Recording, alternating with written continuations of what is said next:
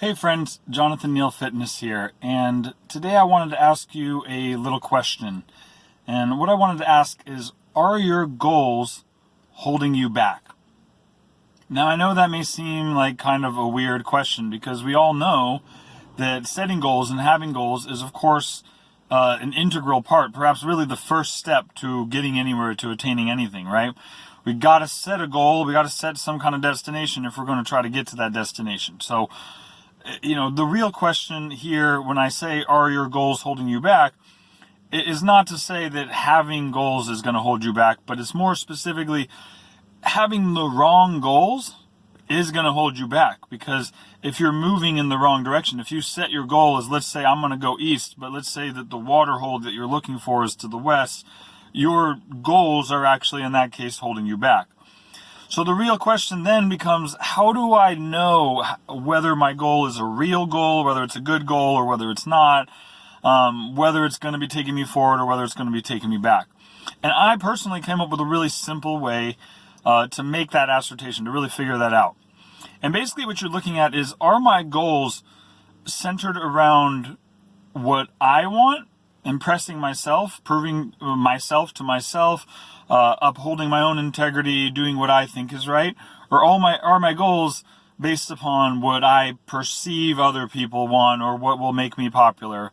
And let me break that down for you. Now, of course, this is a fitness channel. I am a fitness guy, so I'm going to break it down for you in relation to fitness. But you can really take this information, if you're a little bit smart, you could take this and apply this to other things as well and really use it to improve your whole life. But let's talk about fitness here.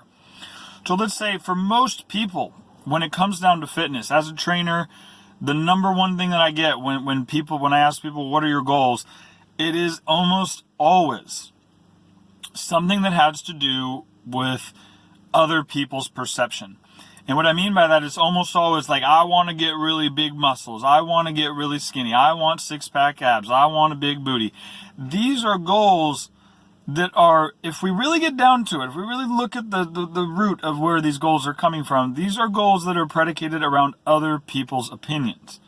Because the only reason we want to look a certain way is because of how other people will perceive us. And I'm not saying that the perception of others is totally unimportant, but just hear me out here. For the setting of goals, if my goals are predicated around other people, like I want to have nice abs, and the only reason I really want to have abs that look good is so that other people will look at me and think that I look good. Because if I was on a desert island by myself, why would I give a shit what my abs looked like, right? I just want to be strong and capable. We'll get to that in a moment. So we really want to assess, is the goal that I'm setting for me or for someone else? Is it for me or is it for other people's opinion? Because that makes a really, really big difference. So let's say that instead of setting the goal of, I want to have six-pack abs. Let's use that. That's something that everybody always talks about, and that's just an aesthetic thing. Having six-pack abs doesn't make your core any stronger. It doesn't make you any more capable. It's really just about what other people think. So we want to look at that. We want to say, what if I was to go in a different direction? What if instead of my fitness goal being, what's going to make me look good? What if my goal was, what's going to make me perform well? What's going to make me feel good? What's going to leave me feeling strong, actually capable in the real world? Not just looking capable, not looking like an action hero in a movie, but actually able to go out and perform well, with strength, and without creating injury. Now that would be what I would call a self-related goal instead of an other-related goal. Because I'm basing that goal upon what's going to help me to have a better life. I will have better performance. I'll have better strength. I'll have better capability. I'll feel better. I'll be less prone to injury. Instead of basing that around what's going to make me look cool and what's going to make me feel good because other people think I look good. So I want you to really think about this, because this is going to be important. Because if your goal, as we talked about with that analogy before, if you're trying to find happiness, if you're trying to find wellness, if you're trying to find good feeling, strength, and longevity, you're trying to find that watering hole. But if you're heading to the east and the watering hole is to the west, you're going to be in trouble. Your goals are taking you away from your actual goal. So this is why it's so important, because if you're basing your training, basing your nutrition, basing your whole fitness life around how it's I'm trying to get to that look, then you will likely be doing things that are jeopardizing how good you're going to feel, your actual performance. You're going to do all kinds you might stop eating to get skinny. You might lift loads that are ridiculous for what you're supposed to be lifting.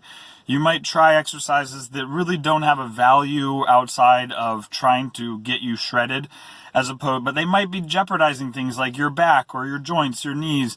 And then long term, you're going to feel like shit because your body is falling apart, because your goals were taking you out into the desert instead of to that watering hole. So this is really, I want to share this video so badly because I think this is so important, because the direction you're heading, just like in that desert, makes all the difference between whether you have an abundant life of feeling good, moving well, being healthy, doing all the things that you love for a long, long time, well into old age, or whether you're heading out in that desert and you're going to end up with pain, injuries, not feeling good, fatigue, and all the other stuff that happens when we don't follow good goals. So I want you to really ask yourself this question: are my goals taking me out into the desert, or are they taking me to that watering hole? Are they actually based around what's going to improve me in my life, or are they based around what's going to make other people perceive that I look or feel or am a certain thing? And so I really encourage you to set goals that are predicated upon you and what's good for you, and just forget about everybody else. And the good news, here's the good news, the kicker at the end. If you focus on training and on nutrition that will improve your performance, it will improve your aesthetic and the way that you look. You will get lean, you will get strong, you will build muscle and all that stuff. I want you to think about this as the last point. All your professional athletes that you look up to and that we all think look great, basically none of them are concerned about how they look. They're not training to get abs. They're training to perform well at their given activity. And that's what I want you to do. I'm going to leave you with that, to think about that. Am I training to look a certain way, or am I training for performance, for actually having a better life? So this has been Jonathan Neal Fitness. I just really feel like this is something that's so important. We can't really move forward unless we have good goals, because if we move forward in the wrong direction, again, we're out in that desert instead of that watering hole. So really take some time to become self-aware, assess yourself, and make sure that what you're doing is taking you in that right direction.